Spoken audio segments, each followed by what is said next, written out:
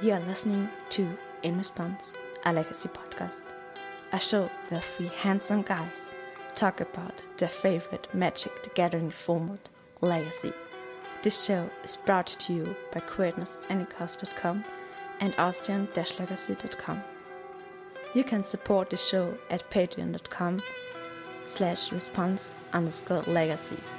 And now, lean back and enjoy.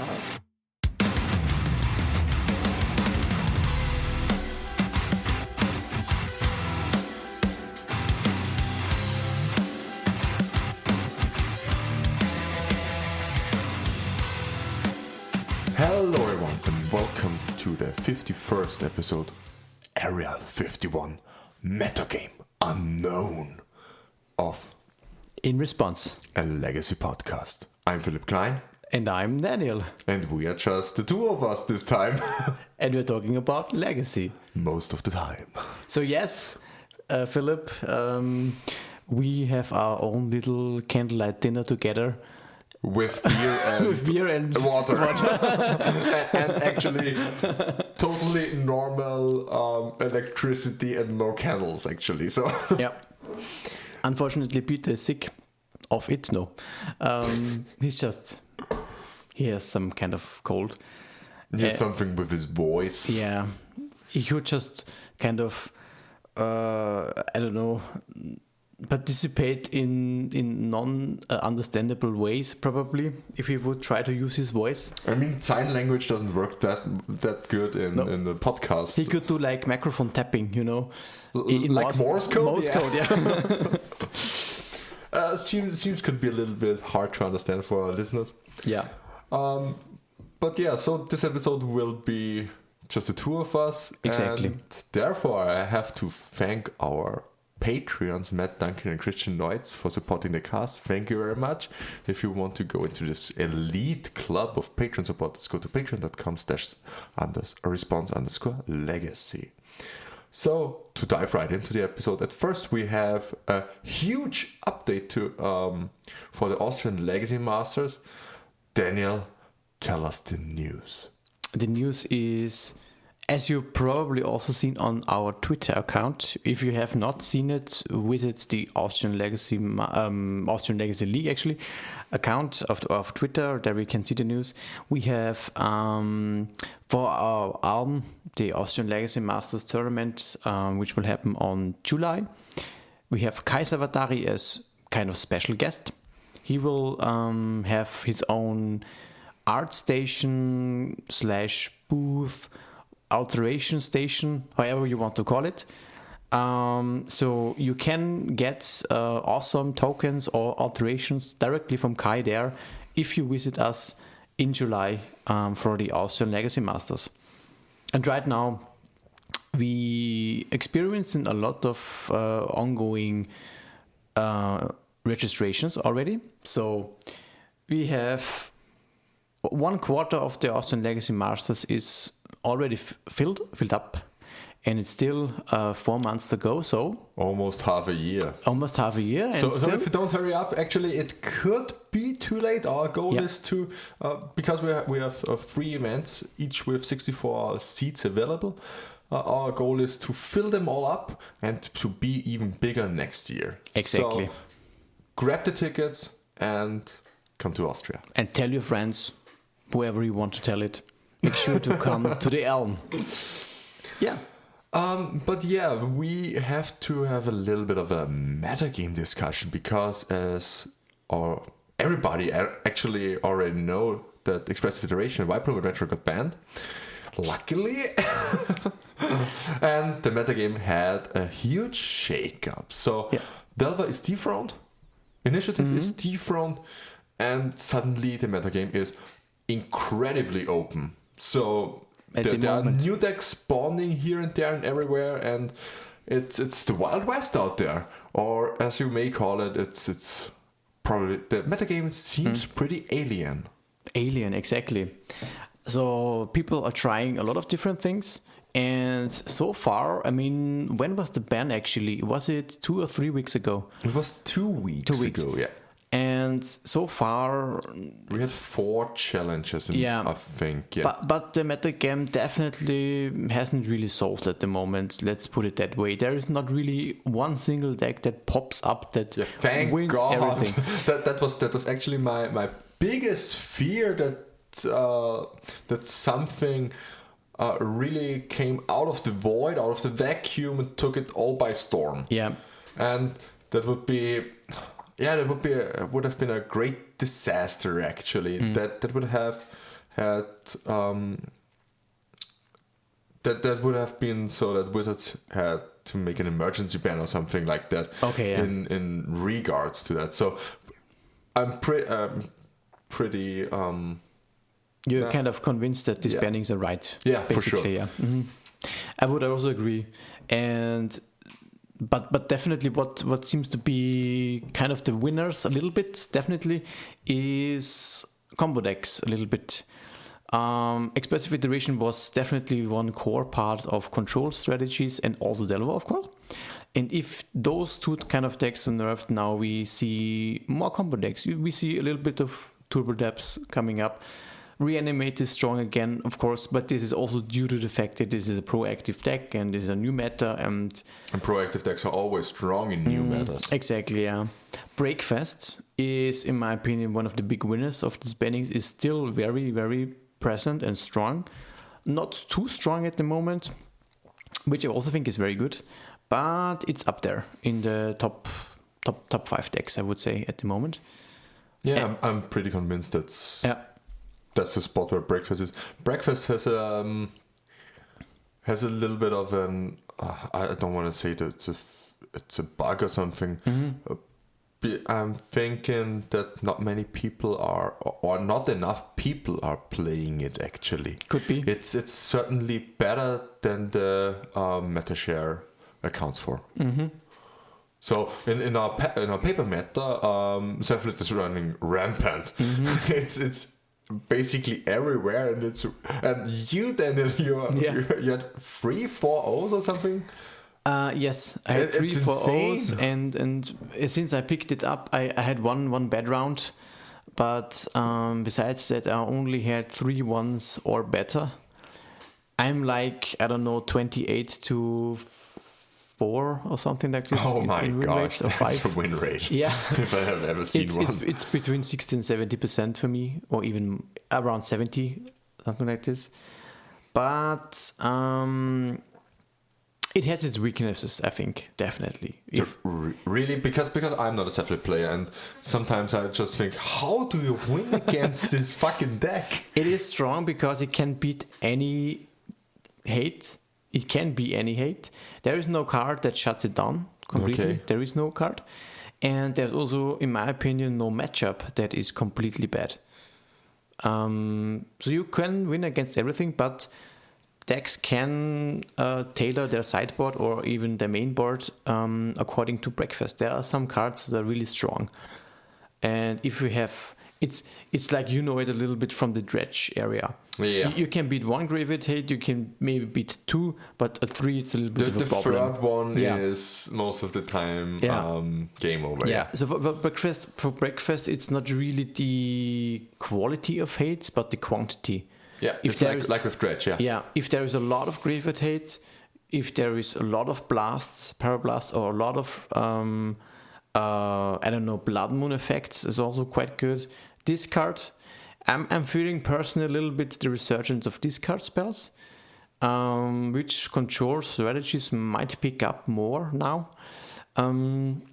since you cannot really outvalue discard spells, which with Expressive being gone. Oh yeah, that's true. There is this 1-to-1 kind of trade of I don't know, discard and I take your Minskin Boo is now a lot more valuable compared to when there is 2 or 3 expressive iteration involved and they just draw the second Minskin Boo, Yeah. So right now it's more about card quality a little bit, and discard spells slot into that much nicer than before.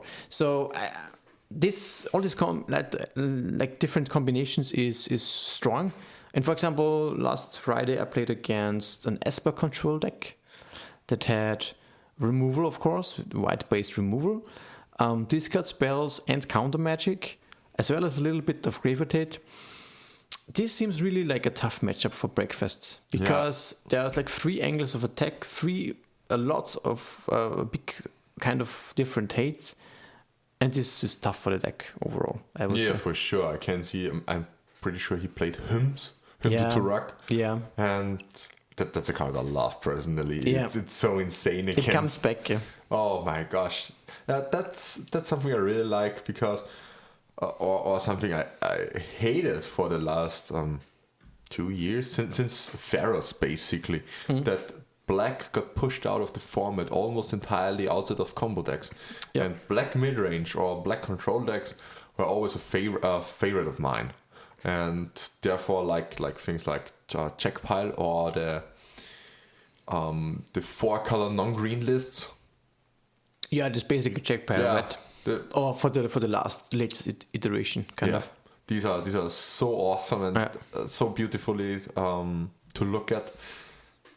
But for this, of course, green is still very strong. Yeah, unfortunately, Yeah, there's still Uro.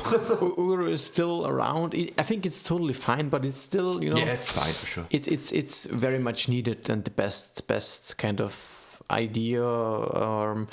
It advances. It's in mid game to late game such a strong card. I just hate the fact that they've messed up Croxer that much. Yeah. It's totally unplayable in Legacy. Yeah. Unfortunately, not even in a Stifle Not list or something like that. It's just not for Legacy. Just not there. Yeah. Maybe a new cycle. There's also these allied color Titans. They could technically come, or they could also finish the cycle. I mean, Croxer was an allied Titan. Yeah, true, but yeah. And Uro was. Okay. There's like a mix of them. Yeah, because but they can finish the cycles. I heard a rumor, but I'm not sure if it's true or something. It's just a rumor, yeah. And it was like they had planned to do all 10 Titans. Yeah. But then they scraped 8 of them because they would have made the set too powerful or the draft environment too powerful, and but it would be interesting how the other Titans would look like. Yeah, I mean, Escape is. I'm sure that we won't see that aggressively costed Escape anymore. No, because it's Uro is banned in Modern and the late standard of where it was legal, and I'm pretty sure it's also banned in Pioneer. I think so, yes. Yeah, but I'm not sure for this point. Because the good tightness in these formats is Croxer. Because it's the only one available. It's available, yeah. I think Uro is banned, in Pioneer. However, there is still potential for the full cycle, yeah. But they could also have just made it like a split of doing 5 for one set and then 5 for another one. Or, like has been the case for the commands, for example. I mean, but yeah. It would be interesting. Yeah. But that's just a baseless speculation, actually. Yeah. So going back to the next deck, we have Expressive Iteration banned. But what about the other really big thing here? Yeah, I think what I think would be interesting to talk about is, of course, Iteration and White Plume is banned, so Initiative, Control, and Delver is like, watered down. But how do they look like now? How do they want to compensate for this kind of loss? Would be a good idea. And we've seen some ideas popping up or lists that are also performing well. For example, the latest Showcase Challenge. There was a Ruck Delver. Oh yeah, I've seen the list. I think Jacob's boss has won it yesterday. I think so, yes. Yeah, yesterday. So he's playing they are playing Ruck Delver.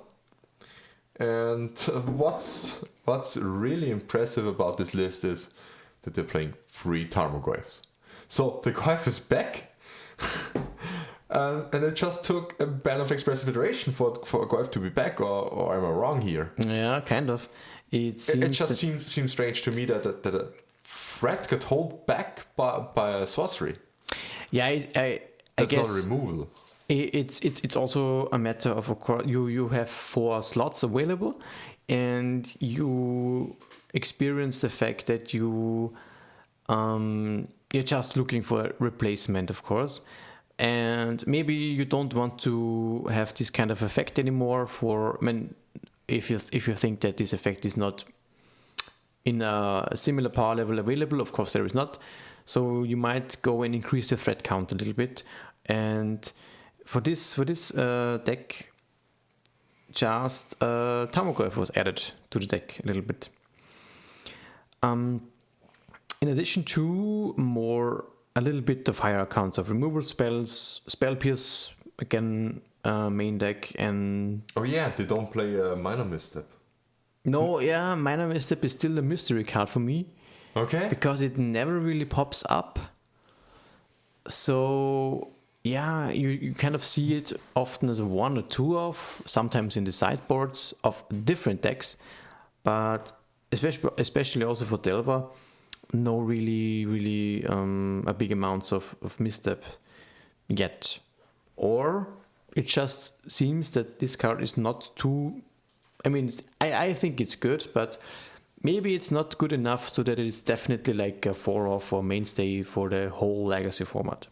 Yeah, for sure. I mean, I think we already hit the topic in the last episode. Yep. I also think that Mana Misstep is definitely not a 4-off card, but to me it seems like a mainstay as a 1 or 2-off.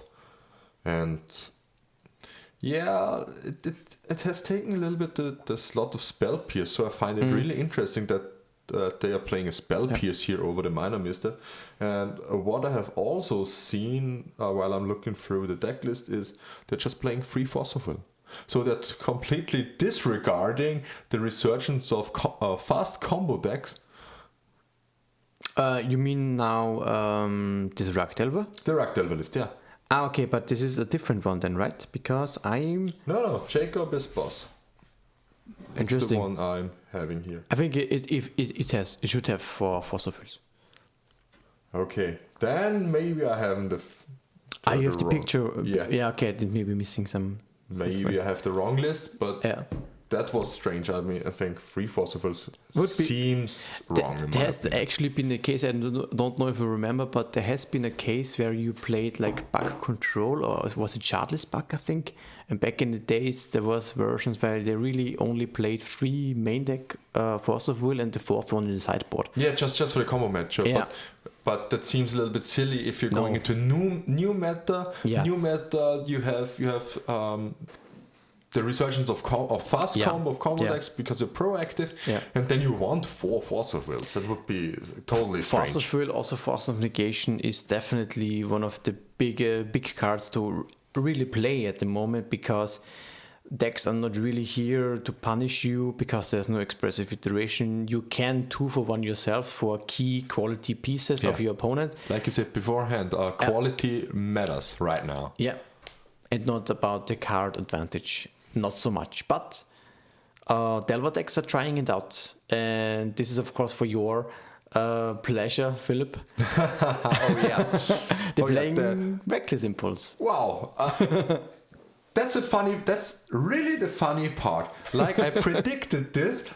I think it was last year when I played. Our listeners may probably know this. I was a big fan of Reckless Impulse. I played it in the Mardu Thoretti list. Also in some, how do I say this? In some bigger quote-unquote tournaments. And it was always running on the backbone of Reckless Impulse because the card was just insane. Yep. But it was always overshadowed by Expressive Iteration. And I always said that you need to hit Murktide, because if you hit Expressive Iteration, Delver will just opt for Reckless Impulse. And look now what we're having now. Yeah. But Expressive Reckless Impulse isn't an Expressive Iteration. Nope. The power level is just vastly different. Yeah. And the one big part is it's not pitchable to Force of Will. Yeah. But the good thing is it cannot be parablasted. That's kind of a positive thing. Maybe. Yeah, that's true. And you can cast it of a wasteland. Yeah. Wasteland and then Volk. So that's true. that works. But I'm pretty sure that going forward, Reckless Impulse will be the mainstay of the Delver decks. Not so much for Predict. At first, I was very much in favor of Predict because I totally forgot about Reckless Impulse existing. Because it was, in my mind, very, very far away. And Predict just seemed that great with Dragon's Rage Channeler, Mishra's Bauble, Brainstorm Ponder. You had all these, or you have all these tools to make full use of Predict. But what I totally have forgotten about is that Predict is an instant. And it's so hard for Delver to, when you're running Predict, to get Delirium online for the Dragon's Rage channel. Therefore, you don't really have the pressure that you need. Yeah, you would definitely need to play 4 baubles alongside Predict. Yeah, for sure. Just to have this artifact available for Delirium. Yeah, as you said, Predict is, if you have support with Bauble, with a Dragon Rage Channeler, Predict would be better than Reckless Impulse. Like, it draws immediately 2 cards at instant speed for 2 mana. It's better. But in a vacuum, when you are on top deck mode, when we don't have Bauble, you don't have any setup, Reckless Impulse, of course, is way more consistent and a better top deck, and it naturally helps with Delirium, as you said. And you can also, if you're late in the game, you can also go Reckless Impulse, hit land Reckless Impulse, and go play land Reckless Impulse again. Absolutely correct. You can play lands that you... Yeah, you can play the cards. This is very important.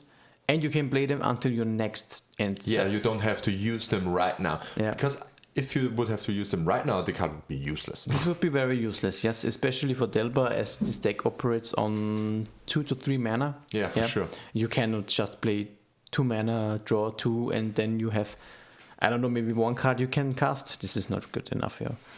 You really want the option to have both cards being cast as value. And Reckless Impulse is still also a good target for Mystic Sanctuary. Oh, yeah. It's still okay. And like I said beforehand, you can't blast it. You can blast it, yeah. So in the mirror, it's actually better. Kind of. Unless the people start playing more Hydroblast again, typically for this card, but I doubt it a little bit. Yeah, they won't play more than 2. No. That's I think that's the absolute maximum that you ever want to play on Hydroblast in the format. Has there ever been a meta where like 3 Hydroblast was a common thing? Never. I also can't remember. Never. You have always the Force of Wills. Yeah. You had always the Force of Wills for Blood Moon and the Red Stompy decks. And in the short era where the Red Stompy decks were really prominent or really strong, I think the most Hydroblasts that were being played were 2 in the Delver decks or in the control decks. Yeah, I guess this is a fine number. This is a lot actually, but 1 to 2 is fine because usually when before this kind of Dragon Rage Channeler Expressive iteration, there was really no Hydroblast being played. This has been the case for a long time in Legacy. Hydroblast seemed always a little bit underwhelming. Yeah, I agree. But speaking of Stompy, this is actually a good segue. Oh yeah, for sure.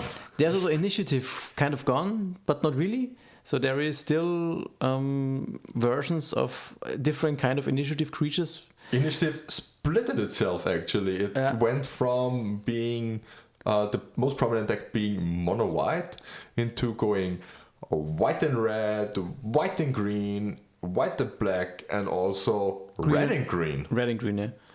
So different flavors. Yeah, completely. But they're all. I'm pretty sure they're all playing pretty much the same.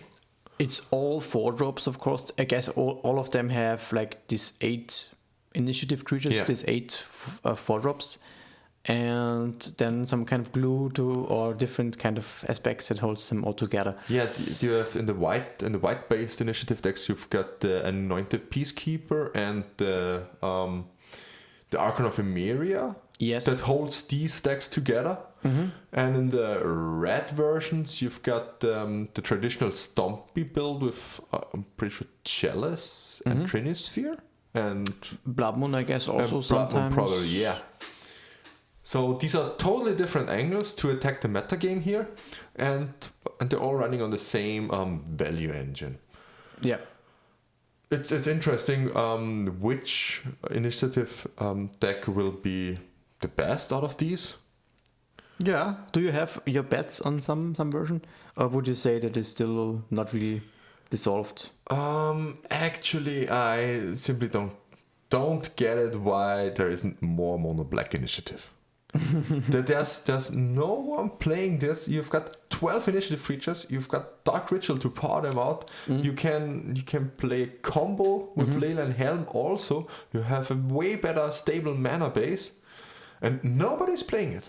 So kind of you're thinking about like this mono black helm deck, but just ditch all these other creatures that they have. I think they have like Dorothy Walker could be a card, and then you just want to have more or some initiative creatures to get value. Yeah, for as sure. you said. These cards are, they're playing opposition agent. And I mean, it's a good card. It's really a disruptive deck in a lot of ways, and not really like an all-in or like a Stompy deck that also can grind. Yeah, I mean, these Stompy decks, the red green, the white green, they're always operating more on the angle like I disrupt you with my prison pieces, and I make a fast initiative dude, and then I accrue value, and then I win. Exactly. A mono black deck would be a little bit different. It would be like, here, deal with my turn 1 initiative thing, or die to Leyland Helm combo out of the blue. So, or maybe Dark Depths Thespian stage. Yeah. Because you have in a mono black deck, you got the room to run something like that, or Urza's Saga. Yeah. I think there's so much room to explore a strong mono black initiative deck, but that's actually my most favorite saying in Legacy is it doesn't win tournaments because nobody plays it. Nobody plays it because it doesn't win tournaments, and that's just a cycle that. For some decks, it's true. I would say, absolutely. It's the same with Breakfast. Breakfast is a deck that existed for the last 15 to 20 years. Yeah. And the player base that played it was just incredibly small. And also since the printing of Fusser's Oracle, where you had an insta-win button, it took 1.5 years, 2 years for it to be really prominent in the metagame. And what did change? The only thing that did change was Javier Dominguez is the most prominent player of the deck, and suddenly people started playing it. People were working on it, and suddenly it's a good deck. And that's just happening. That could happen with a lot of decks that are underexplored in Legacy. It can definitely be. There has been a case where like it was maybe even way back in the days where Pox was quite a good deck. Oh yeah. I guess it was during the Miracles times with Top and because it is, I think, a good deck against Miracles with counterbalance Top. Oh yeah. But I'm pretty sure that was back then. Yeah. Yeah, it was around the time. These kind of things. I would agree that there is room to explore. I also think that you should, or people should try it way more. I'm only a little bit hesitant that there is a lot of things you can do, but sometimes you have to make sure that you don't jam too much into the deck to dilute like one consistent streamline main plan, because I think there is not really 2 or 3 kind of strategies that work intertwined well together. You have the Dark Rituals, of course, but there's also a 4-off in the deck, and you can power out one piece I guess, on average. Maybe a second piece, and then when you combine the wrong kind of pieces together, it's not working very well. For sure. That's for the brewers actually to find out. Yeah. So, but in black, the black is the only color that has 12 playable initiative dudes for CMC. What are the cards?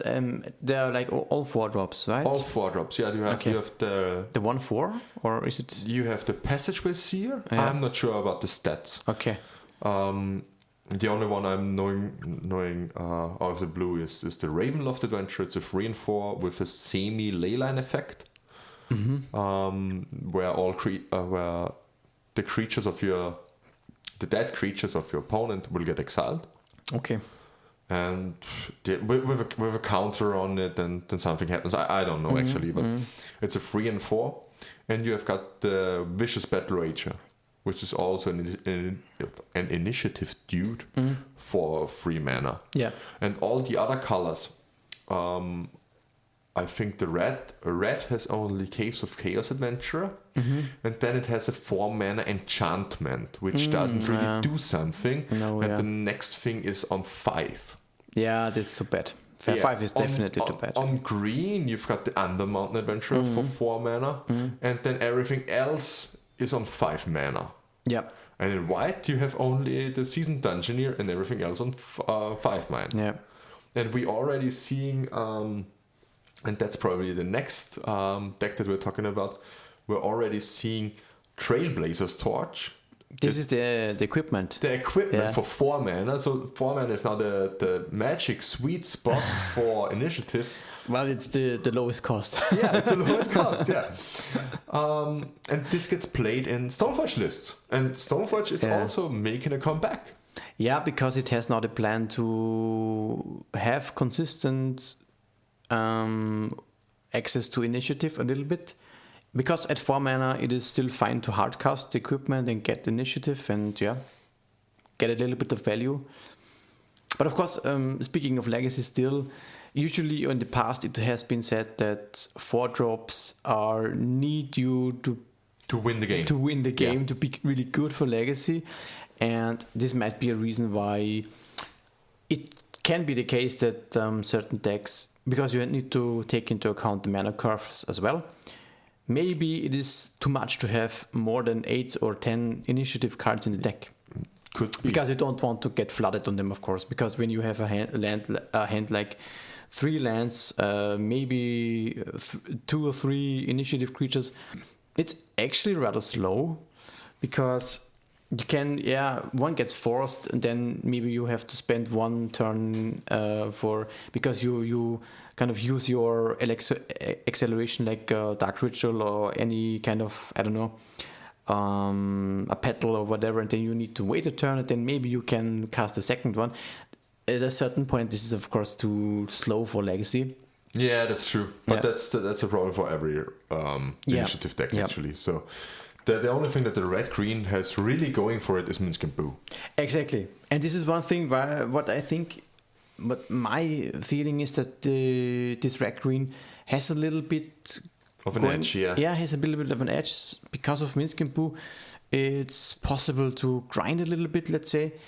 And like I said, usually you in Stompy decks you use like the Spirit Guides, the Petals, sometimes Dark Ritual when you play black, but some form of one-time use acceleration. Then you play your big threat, and then you either need to draw more mana to be able to play the next big threat, or you kind of need 2 things. Then you need the next big threat and then next mana. What is nice about this Undermountain Adventure is it can produce mana, 2 extra green mana to come up with this. You can for sure cast your next 4-drop on the next turn. Okay. If it survives. Yeah, so you true. can get this train. It's more consistent that you jam threat after threat after threat in this build. I don't know the list right now, but you get a basic for the first chapter of initiative. That's true. It helps. Yeah. That's true. This is also very big. Are there enough slots for 2 colored initiative decks to play 2 basics. To fix the mana. You mean like in mana wise, what if they run 2 or more basics? Is that the question? Yeah. I think so, yes. For example, it's red green, one typically what do we have here? 1 forest, 1 mountain. Okay. Yeah. it's 2 basics, yeah. Okay, it works, but because mono white initiative that we had at first did only play 1 planes. Yeah. And therefore I was on the I thought about maybe they don't really have the space to run 2 basics. Yeah. Because you have more colors now, and basics aren't really that good if you're playing more colors. That is true, yeah. It's definitely a concern.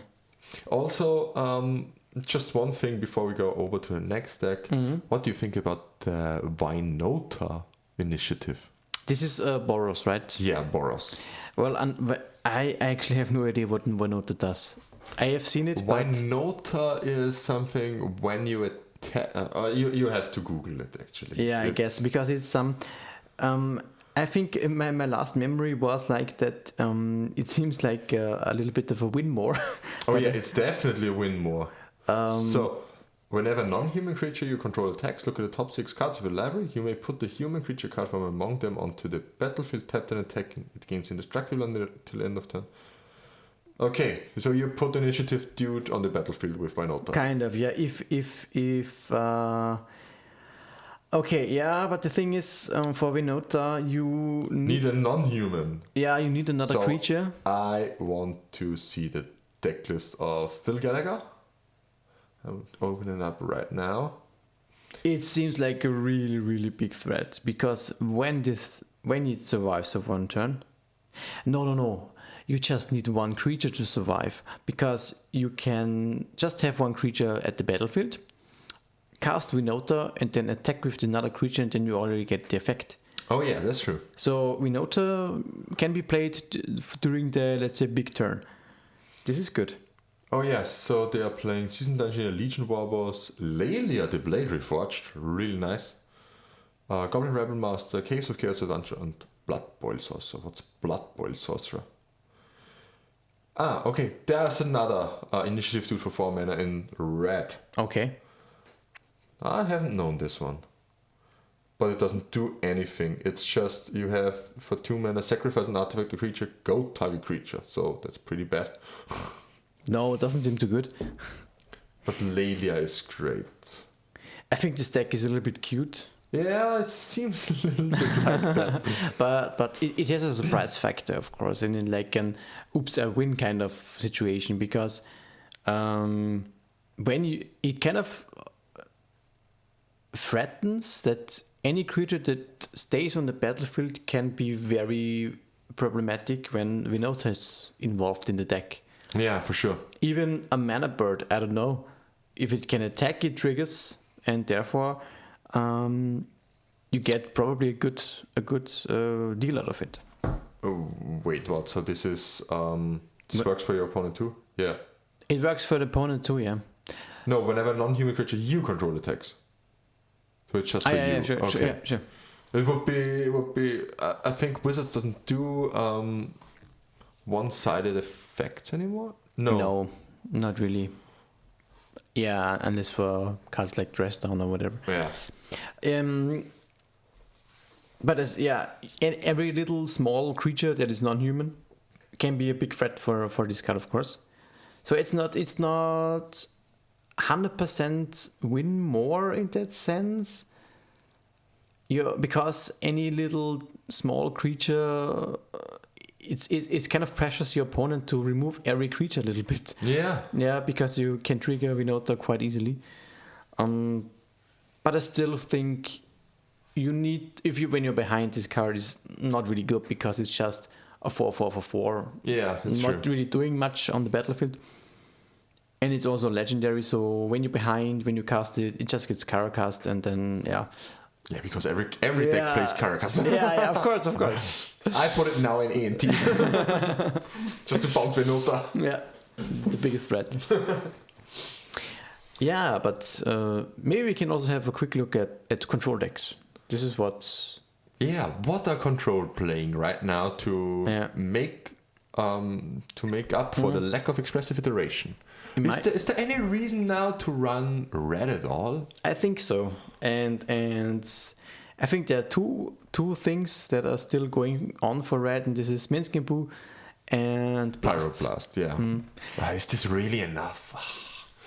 If it wasn't for Minskimpu, I would say you can debate if you only want splash red for blast, but Minskimpu, especially as it is green and you want Oro anyway, it's only a minor additional spell. So I think like banned with a small red splash for Minskimpu Blast is still probably the best version. Yeah, but then you're really stretching the mana base. As it has been before. Yeah, that's true. You can increase to an extra loam, I don't know. Probably, yeah, that would make sense. An extra loam. But you don't need red on turn 2. You can shift the mana base around a little bit and decrease a little bit the red mana. So you don't need plateau anymore? Plateau probably not. Oh, fuck. I guess not. I would say that still you have like tropicals and tundras as the best ones, and then some compensation. Maybe a tiger, maybe still a plateau. A Volk and a tiger probably. A Volk also, yeah.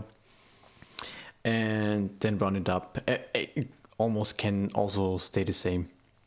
Yeah, people are experiencing, I think, a little bit more libraries popping up, a little bit more Nazet. Nazet seems like the biggest winner out of the bands. As a single card, yes, because it did not stop expressive iteration, and expressive iteration was just a cheaper draw 2 than Nazet is. Yeah, and now Nazet is okayish again because you can really punish drawing cards again, which is also great for players that are playing Reckless Impulse over Predict, because they don't get punished by Narset.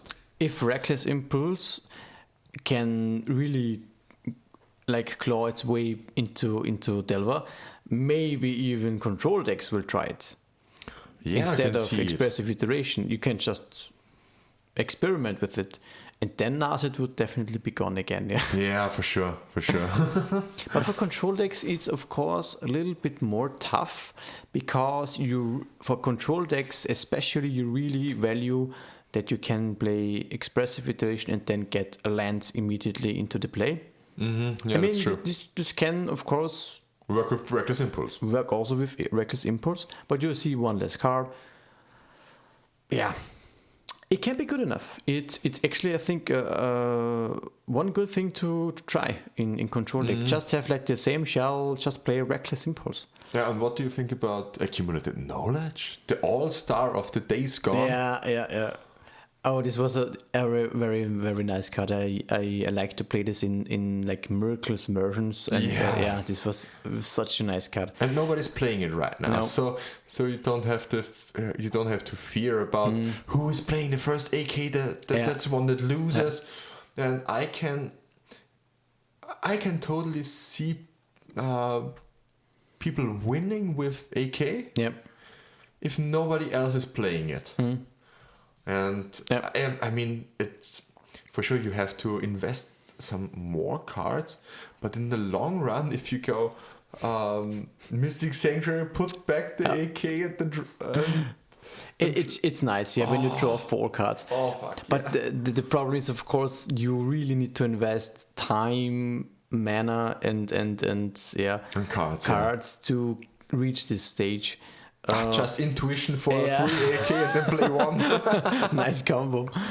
This would work.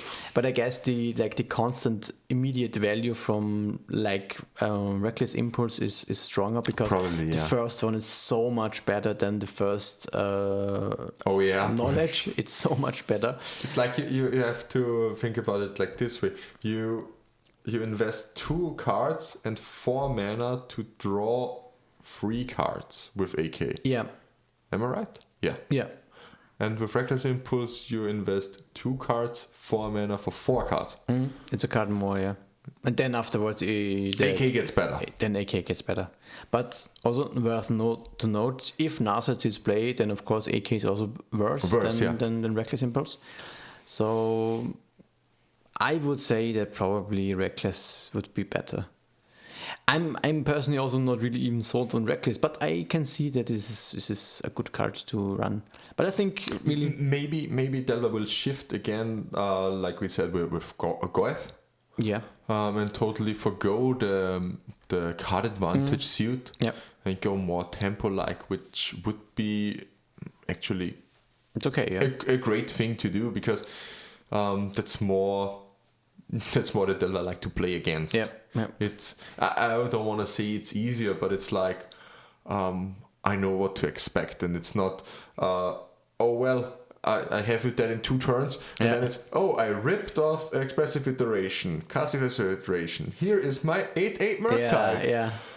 Because you then see 4 cards. Yeah. Yeah, and then you have 2 turns until you're dead. Yeah. Find the removal now. Yeah. And it's like hell bent. Yeah. And then you have a fetch land, and you can do it again next turn. Yeah.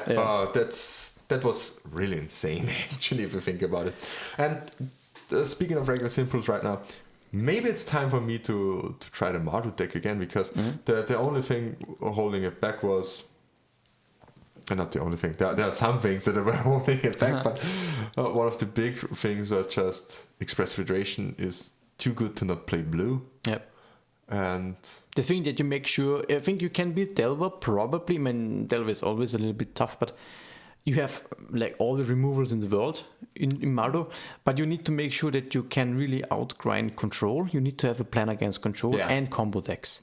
I mean, you have discard spells and some disruptive elements, but combo decks weren't the problem, actually. You need to make sure that then of course Mardu can be a tuned strategy for a small local meta game. Yeah. I think it has. You can't win Bologna 4 seasons with Mardu build. Seems unrealistic, because you're still lacking a little bit card selection with the cantrips. It's still It's just brings some ponder. It's ongoing just issue. Yeah, it happens all the time. And you don't play enough tutors actually for it to work. But then we have just the resurgence of Stoneforge Mystic decks that we already talked about. So far there's a lot of different variations of decks, and not really a clear best deck at the moment. I think for me the meta feels overall quite good. Yeah, it feels great to have some innovations in the format. I don't want to say the metagame was bad before. It was also fine for me. Yeah, it was just pretty much solved. It felt really solved. Yeah, and I like it. I like it when it's a little bit more open. I know that the better players or the really good players are like solved meta games, because then there's more skill involved with piloting the decks and building the decks. Yeah. But as a connoisseur of shitty brews, an open meta game is just so much more fun for me. Yeah, of course.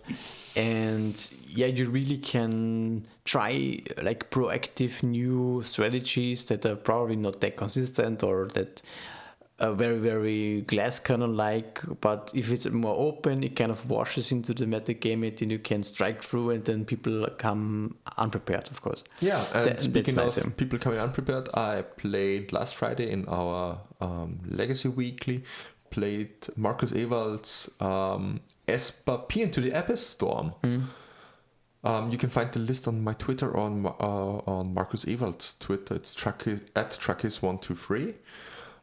He went, I think, 21st or something in the challenge, and the list just looked so great, so fun. And I went 3-1, only losing against mono red Stompy with Chalice draws and Trinity. Yeah, this happens. These are things that you just lose with a combo deck against. It's just doesn't happen. This in my views, how when I saw it, I kind of made a little bit of reminiscence to Splinter Twin a little bit. Yeah, because you have a control shell, and then you just want to have maybe a ritual and Peter, and then you win. Yeah, it's insane. It was so fun. Kind of a 2-card combo. sometimes, you can get it with Dark Ritual done sometimes when you have enough land drops, and then because you just want to cast Peter. You take your time. You're taking. You look for a hand on your mulligan for with land drops. Yeah. And then you just ponder, search for land, ponder, search for land, and then you play a Baleful Strix or a Teferi, and then you have your Force of Will in hand, and it's like, well, now ritual, Peter. And then the opponent is like, what the fuck? What is happening right now? I think this kind of surprise factor, because you look like an Esper control deck. Yeah, totally. From first glance. And then suddenly, okay, storm. And then you draw half your deck and then probably win from tendrils. It's probably just a tier 3 strategy or something. Yeah. But because it is slow, probably. Yeah. And it was so fun, and again, just for everyone who is into this kind of decks, just try it. It's so funny. It sounds really good, and looked very, very nice, for sure. So I think this was our metagame discussion. We are certainly in for a good time for at least the next few weeks until the next set drops. We will definitely talk about this also in the future. Oh yeah, how the set or the meta game develops. I think we have maybe a little bit of short time, 1 or 2 minutes, to talk about this new Lord of the Rings set. There's not really much to talk about. I think. What is our impression for the set overall? What would you say? I gotta say, I really like the flavor of it.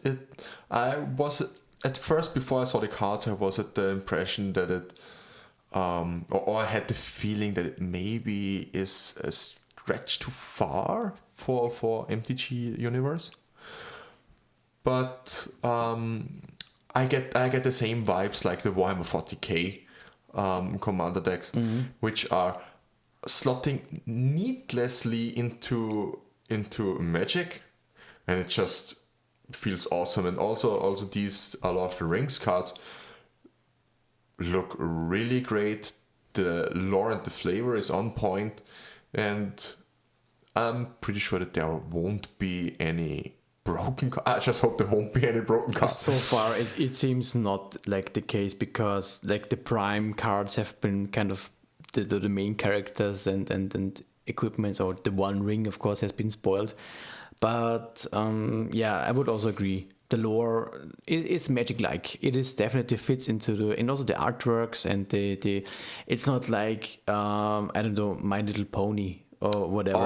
It is a little bit I off. like Stranger Things, but Stranger Things in Magic was just strange, and also like we talked about this Walking Dead secret lair. I mean, these are things, or these are universes beyond that don't really fit. Warhammer 40k fits because it's fantasy in the future. And Lord of the Rings fits because it's just fantasy.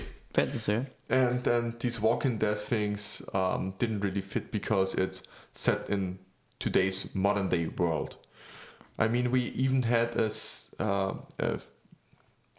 a modern set, not the format modern, but a modern set that's going through standard Kamigawa Neon Dynasty, which also had fantasy elements in it, and therefore it fit also really great into the universe. It doesn't dilute anything. It doesn't feel that it does. You have the feeling you play Magic when you touch the cards. That's for sure an important thing. But what do you think about the One Ring?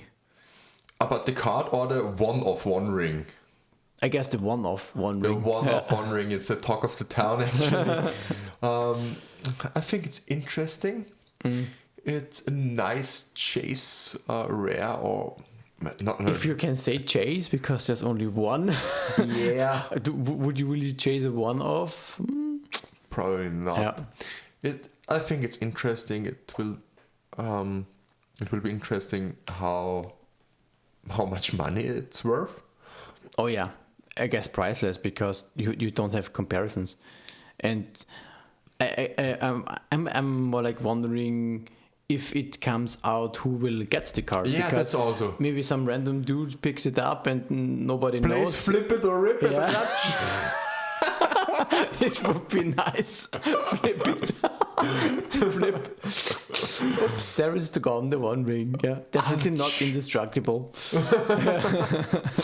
just hope this doesn't. This would be great. This would be the best irony ever. This would be just some random kid gets a booster as a present, and then just oh well, I can't read this card. It's trash. And nobody would then know who has the One Ring.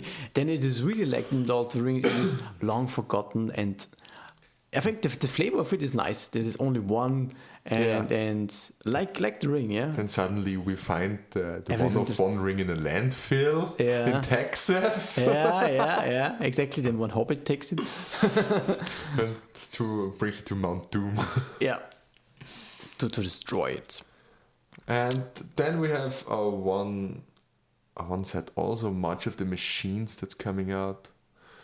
But then I think we will talk about this.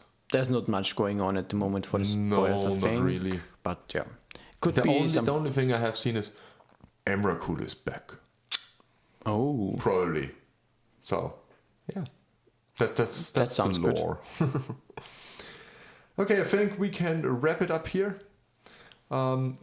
Another thanks for all our listeners, and if you want to support us, go ahead and find us on Twitter or on any social media under response_legacy.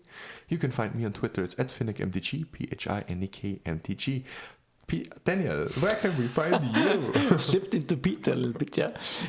Unfortunately, still not here. You can find me on Twitter. It is @FlyingDelver. And next time, then again, hopefully with Peter again. But until then, in response. Yeah.